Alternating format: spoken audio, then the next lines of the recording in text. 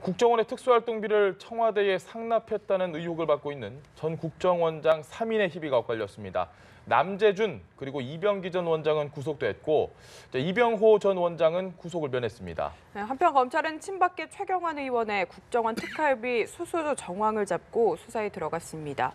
강기정 전 더불어민주당 의원, 박민식 전 새누리당 의원, 그리고 최진영 변호사까지 세 분 나오셨습니다. 안녕하십니까? 네, 안녕하십니까? 일단 강 의원님, 네. 이병호 전 원장만 지금 영장이 기각이 됐고 예. 남재준 그리고 이병기 전 원장은 구속이 됐습니다. 이런 판단을 한 배경이 어디 있다고 보십니까? 결국 뭐 증거 인멸 여부 아닌가 싶습니다. 예. 이병호 국정원장은 박근혜 대통령의 지시로 상납했다 이렇게 진술을 하고 있고, 다른 두 분 남재준, 이병기의 경우는 매우 피동적으로 숨기려고 하는 이런 것을 재판부가 판단했지 않을까 싶습니다. 알겠습니다.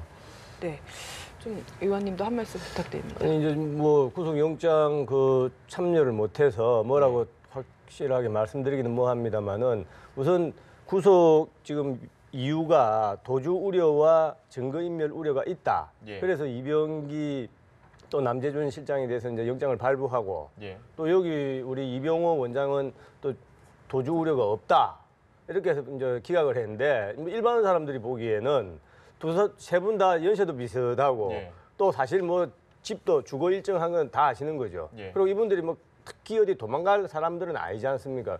그래서 약간 좀 고개를 왜 세 사람 사이에 무슨 질적인 차이가 있느냐, 예. 그런 것이 없음에도 불구하고 한 사람은 기각을 하고 두 사람만 감옥에 넣은 것은 뭔가 좀 고개를 갸우뚱거릴 수도 있는 대목이다. 그래서 아마 좀 더 수사의 추이를 보아야 뭔가 이 세 분 사이에 어떤 차이가 있는지 좀 규명이 될 것 같습니다. 변호사님, 법원의 영장 실질 심사 자체에 대해서 비판을 할 의도는 전혀 아니지만 도주의 우려, 증거 인멸의 우려, 이 두 가지가 영장을 기각할지 아니면 발부할지를 결정하는 사유 아닙니까? 근데 상당히 중요한 부분이죠. 예. 말씀하신 것처럼 이제 그 주거가 일정하냐, 또 그리고 그 증거인멸의 우려가 있느냐, 그리고 또 도주 우려가 있느냐, 이 세 가지인데, 지금 의원님들 말씀하신 것처럼 상당히 어떻게 보면은 안정된 직장을 가지고 계시고 그 고위직을 거친 분이기 때문에 사실상 뭐 지금 주거도 그 확실한 것이고, 예. 지금 그 몇 분 같은 경우에는 자식들 혼사도 아마 11월 달에 예. 있는 것 같았습니다. 그렇기 때문에 과연 도주 우려가 있느냐, 이 부분에 대해서는 상당히 어떻게 보면 비판적 견해가 있을 여지가 상당히 크죠. 아마 그럼에도 불구하고 검찰에서 이제 그 영장을 청구를 했던 사실 자체는 이미 이제 관련되는 실무자급에 대해서 그 구속영장이 발부됐기 때문에 아마 가장 어떤 그 정점에 있는 이 세 분에 대해서 구속영장을 치지 않을 수 없다는 그런 이야기를 하고 있습니다. 다만 그럼에도 불구하고 이 부분에 대해서는 어떤 정치적 탄압 논란이 여전히 있을 수 있는 것이고, 예. 말씀드렸듯이 1, 2, 3대 중에 1, 3대는 구속이 되고 2대는 지금 그 2대 국정원장은 구속되지 아니한 것이 이게 도대체 뭔가, 이런 얘기를 할 수밖에 없는 이해합니다. 그런 상황인데요. 지금 후문은 기본적으로 이제 그 말씀하신 대로 이병호 전 원장 같은 경우에는 그 영장 기재 범죄 사실을 사실상 다 인정했는 그런 거기 때문에 다른 예. 압수수색과 더불어서 증거인멸의 우려가 크게 없다 이렇게 판단했지만, 일반적인 어떤 그 시각에서 봤을 때는 그 차이가 도대체 뭔지 납득하기는 사실 어렵지 않을까 싶습니다. 알겠습니다. 네. 그렇기 때문에 제가 하나만 말씀드리면, 예. 그렇기 때문에 이 사건이 수사의 그 순수성을 의심받지 않기 위해서, 예. 또 정치적 공방으로 비화하지 않기 위해서라도 검찰에서 하루빨리 도대체 이 돈의 출처, 특수활동비의 출처가 어떨 때는 특수공작사업비에서 나왔다 하다가, 예. 어떨 때는 또 국정원장의 활동비에서 나왔다 하다가, 이거 출처를 명확히 하고, 또 용처가 뭐 아파트 사는 데 썼다든지, 또는 뭐 미용실에 간다 데 썼다든지, 아니면은 대통령이 그냥 이른바 통치 자금으로 예. 뭐 군 위문 방문할 때 뭐 경력으로 썼다든지, 이런 부분을 출처와 용처를 명쾌하게 국민들 앞에 밝히는 것이 예. 그런 수사의 순수성도 확보할 수 있고, 또 정치적 공방으로 비화할 그런 여지를 사전에 봉시한 그런 효과가 될 것이다. 알겠습니다. 네. 사실 출처와 용처 중 용처를 밝히려면 정말 박근혜 전 대통령을 이제는 수사할 수밖에 없는 게 아닌가, 이런 생각이 드는데요. 그렇습니다. 사실상 박근혜 전 대통령의 직접 지시로 상납했다, 이런 진술도 나와 있고, 또 영장 이병호 영장에는 그런 내용도 들어있는 걸로 나와 있습니다. 예. 그런 정도 되면 이제 이 구속 문제를 떠나서 저는 불구속 원칙을 해야 된다는 입장을 늘 가졌었는데요. 예. 구속 문제를 떠나서 이 박근혜 전 대통령이 진실을 이야기를 해야지요. 지금 재판도 거부하고 있고 또 아마 수사에 들어가면 어떻게 협조 여부가 이루어질지 모르겠는데 이건 범죄 행위입니다. 정확하게 특수활동비는 이런 국가의 안보와 관련된 정부와 관련된 활동에 쓰라 그랬는데 그 돈이 지금 현재까지의 여러 가지 종합적인 결과로 보면 아파트 산 데서 쓰여지고 예. 여론조사 비용, 국내 정치 개입 여러 아무튼 이것이 온당치 못하게 쓰여진 것처럼 지금 여러 가지 정황이 모아지고 있는데 예. 이제 이쯤 되면 그 돈을 어떻게 해서 청와대가 받게 됐는지 이걸 분명히 밝히는 것이 박근혜 전 대통령의 임무다. 그렇게 생각합니다. 알겠습니다. 지금 이병기 전 국정원장에 대한 조사를 하는 과정에서 최경환 의원 이름이 나왔습니다. 최 의원에게 그 당시에 이현재 실장이 이걸 그 당시 경제부총리였던 최경환 의원에게 줘야 된다 1억 원을. 그래서 오케이 했고 이 전 원장이 오케이 했고 최 의원에게 전달이 됐다. 파장이 상당히 클 것 같은데 다 변호사님 생각은 그렇습니다. 말씀하신 대로 최경환 의원이 누굽니까? 친박 중에 친박, 실세 중에 실세. 박근혜 노믹스가 아니고 그 초이 노믹스라고 할 예. 정도로 박근혜 정부에서의 어떤 정부 그 경제 정책을 실질적으로 어떤 주관을 했었던 분 아니겠습니까? 그리고 실질적으로 얘기하셨듯이 지금 최이 그 어떤 그 입각해 있을 때와 지금 그 국정원장 있을 때와 그 임기가 상당 부분 겹치는 것으로 예. 나와 있습니다. 그와 같은 것도 이제 본인은 어제 같은 경우에 뭐라고 했습니까? 본인이 고향이라고 할 수 있는 이 동대구역에서 만약에 내가 그 돈을 받았다고 한다고 하면은 동대구역 앞에서 할복하겠다라고 해서 강력하게 어떤 죄를 부인하고 있습니다. 예. 다만 그럼에도 불구하고 지금 이 부분이 그 문제가 되고 있는 것은 말씀하신 것처럼 그 이현수 전 그 청와대 그 기조실장이 이 부분에 대해서 조사를 하는 과정에서 구체적 물증을 그 검찰에 넘겼다는 그런 얘기가 있고 예. 그와 더불어서 이 그 당시에 있었던 그 국정원장도 이번 조사를 하는 과정에서 이 그 지금 얘기하고 있는 그 청와대에 넘어간 40억 이외에 별도로 지금 1억 원이 넘어갔다라는 그 예. 얘기를 보강되는 증거가 있다라고 하기 때문에 네. 현재 지금 본인은 그 부인을 하고 있습니다만 구체적 물증 앞에서 어떤 식으로 이 부분에 대해서 빠져나갈지에 대해서는 예. 상당히 어떻게 보면은 최경환 의원의 정치적 미래가 어두운 것이 아닌가 그렇게 많이들 예측하는 것 같습니다. 알겠습니다. 마찬가지로 이제 최경환 의원한테 개인적으로 예. 그 국민 혈세지 않습니까? 이것을 개인적으로 1억 원을 줬다. 그걸 또 받아서 썼다. 예. 이것은 뭐 엄벌해야 되죠. 그런데 문제는 이제 이 특수활동비라는 것이 과연 그러면은 죄송합니다. 도대체 하늘에서 떨어진 것이 아니고 언제부터 썼는지를 예. 지금 최경환 의원에게 국정원의 특수활동비가 흘러 들어갔다라고 이미 국정원 내부에서 내용이 나왔단 말이죠. 최 그러니까 의원은 이제 지금 조사 중이기 때문에 예. 이제 피의사실 공표 문제도 있기 때문에 좀 신중하게 조심스럽습니다. 예. 그런데 어떻든 이 특수활동비의 용처가 예컨대 뭐 정치 자금으로 줬다든지 예. 또는 뭐 개인적으로 아파트 구입하는 데 썼다든지라고 하면은 어느 국민이 이걸 가만히 놔주겠습니까? 엄벌을 해야죠. 예. 그런데 이제 그 40억 플러스 또 1억 큰 돈이지 않습니까? 예. 이것이 갑자기 하늘에서 떨어질 수는 없는 것이죠. 국가의 예산 항목 중에서 국정원 그 기밀비를 하더라도 거기에 있는 돈을 썼을 겁니다. 예. 그렇다면 맨 처음에 도대체 왜 박근혜 대통령이 또 누구가 그 돈 상납해라. 지금 상납이라고 나오는 거 아닙니까? 갑자기 상납해라 하면은 한 푼, 두 푼도 아니고 40억 같으면 그 국정원에 있는 사람들이 아니 이게 어떻게 상납을 합니까? 이렇게 나왔을 거예요. 예. 그래서 제가 조심스러운 것이 이것이 과거 역대 정부부터 정도의 차이 또 성격의 차이는 있지만 관행적으로 왔던 것 아니냐. 예. 만약에 박근혜 정부 그 전까지 이명박 대통령 정부 때는 없었다. 아무도 지금 이야기를 안 하거든요. 예. 그리고 또 참여정부 때, DJ 정부 때, YS 정부 때 어떻게 했는지에 대해서는 검찰에서 말을 안 하고 있어요. 예. 그래서 이 돈의 성격과 이 돈의 출처와 이 돈의 사용처에 대해서 그 소상히 밝히려면은 균형 있게 수사를 하고 제도를 개선해내야 국민들이 수긍을 할 것이다. 이전 국정원의 특수활동비까지 다 조사를 그렇죠. 해야 된다는 적폐청산이라는 것이 예. 문재인 대통령도 많이 말씀을 하셨지 않습니까? 이것은 적폐청산은 사람을 처벌하는 것이 아니다. 예. 사람을 감옥에 넣는 것이 아니다. 잘못된 제도를 또 시스템을 개선하는 것이라고 했지 않습니까? 예. 그러면 이 대목에서 특수활동비라는 이른바 적폐, 예. 영수증도 안 해야 되는, 그러면서 혈세를 낭비할 수밖에 없었던 이 적폐를 어떻게 개선할 것인가 대안을 이 수사를 통해서 만들어야 될 거 아니겠습니까? 알겠습니다. 강 의원님은 그럼 네. 국정원 특활비 조사 어디까지 좀 거슬러 올라가단다고 보시나요? 2011년 저도 이 예결위 간사, 야당 간사를 하면서 예. 이 특활비에 대해서 전면적인 제도 개선을 하자라고 했습니다. 현재 특활비가 약 8천억 가량이 특활비로 예산에서 나가고 있는데 그중에 4천억 가량을 국정원에 쓰고 4천억이 나머지 기관에서 16개, 7개 부처에서 사용하는데 예.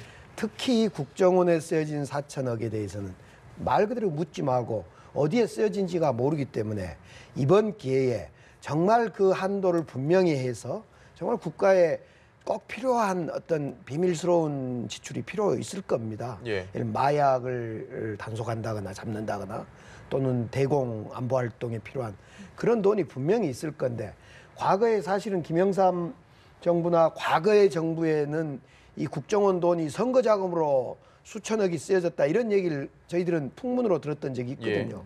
그런 걸로 보면 조금 전 박민식 의원님 말씀처럼 과거 정부에도 특활비가 어떻게 쓰여졌는지 조사할 필요가 있다면 저는 조사를 하는 것이 마땅하다고 생각합니다. 그것이 어느 정부를 떠나서.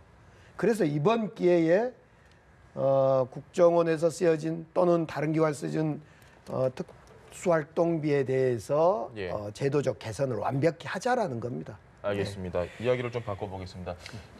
전병헌 정무수석이 어제 사의를 표명을 했습니다. 이 검찰에 곧 소환이 될 것이다 이런 얘기도 있는데 일단 어떻습니까? 지금 대통령으로서는 상당히 부담이 될 수 있었던 상황인데 어떻게 보십니까? 그렇습니다. 현직 그리고 첫 번째 정무수석이 과거에 있던 비리로 해서 지금 관련되는 전직 어떤 보좌관들이 구속됐고 예. 이 부분에 대해서 검찰이 다 빠르면 다음 주 정도에 소환을 할 그런 상황 속에서 정치적 부담이 있지 않습니까? 예. 그렇기 때문에 청와대에서도 이와 같은 그 사표에 대한 간접적인 어떤 압박이 있었던 것으로 지금 얘기가 나오고 있는데요. 물론 어제 같은 경우에 본인이 얘기를 하면서 과거, 현재도 아닌 과거 보좌진의 어떤 행위에 대해서는 죄송하다라고 하면서 나는 전혀 관계가 없다. 다만 검찰이 나오면 거기에 적극적으로 소명을 하겠다. 그렇게 말씀하셨습니다. 다만 그럼에도 불구하고 지금 나오는 그 얘기가 전병헌 전 수석과 어떤 직접적인 관련성이 없다고 보기는 어려운 그런 정황들이 나오고 있기 때문에 과연 이 부분에 대해서 어느 정도의 어떤 혐의가 나올지는 좀 두고 봐야 되겠습니다만 기본적으로 지금 그 받고 있는 혐의가 개인의 비리 한마디로 이 제3자 뇌물로 해서 이 관련되는 그 본인이 그 어떤 있던 그 국회에 있던 부서와 관련해서 한 롯데 홈쇼핑으로부터 3억 원 정도를 받은 것이 이른바 제3자 뇌물수수죄 그리고 그 돈 3억 원 중에 한 1억 1천만 원 정도를 또 본인의 선거 자금식으로 해서 다시 빼돌렸다고 해서 횡령을 더불어서 이 정치자금법 위반의 혐의를 지금 받고 있지 않습니까? 말씀드렸듯이 지금 그 이번 문재인 대통령 정부의 국정과제 100대 국정과제의 1호가 적폐청산 어떤 이런 개인 비리 척결 이런 부분인데 이 그 정치권과 어떤 청와대에 가결을 했던 이 정무수석이 이와 같은 그 어떤 스캔들에 휘말렸다는 그 사실 자체는 굉장히 도덕적 우위에 있던 이 문재인 정부의 상당 부분 스크래치를 내는 그런 부분이 있기 때문에 이 청와대로서도 가급적 빠른 시간 내에 이 부분을 정리하려고 하는 그런 의지가 나름대로 읽히는 것 같습니다. 알겠습니다. 그런데 후임 자리 찾기가 쉽지 않을 것 같은데 어떻게 좀 보시나요? 뭐 오늘 뭐 일부 언론에 보면은 지금 우리 강기정 의원님 이름도 나오고 해서 좀 빨리 좀 청와대로 가셔야 될 분 아닌가 싶기도 합니다만은 우선 제가 여기서 하나 이제 코멘트 꼭 하고 싶은 것은 이제 이것은 실체적 진실을 발견하는 것 아니겠습니까? 이것이 여당 뭐다 야당이라 떠나서 그래서 전병헌 수석 입장에서도 아마 억울한 점이 있을 수 있기 때문에 언론에서도 너무 이제 앞서 나가서 혐의 사실을 이렇게 확정하듯이 하는 것은 옳지 않고 다만 이 과정에서 이제 이 의혹 사항은 이미 한 1년, 2년 전부터 벌써 나왔어요. 근데 이번에 이제 뭐 오비락이라고 해야 됩니까? 고 변창훈 검사의 비극적인 사건이 탁 터지니까 갑자기 이제 이 수사가 된 것 아니냐라는 그런 수사 타이밍상에 뭔가 좀 균형을 맞추려고 하는 것 아니냐라는 그런 또 세간의 시선이 있기 때문에 예. 이럴 때일수록 검찰이 뭡니까? 검찰의 본연의 임무는 권력을 견제하는 것입니다. 예. 죽은 권력이 아니라 살아있는 권력에 대해서 검찰이 항상 칼을 겨누고 있어야 되는 것이죠.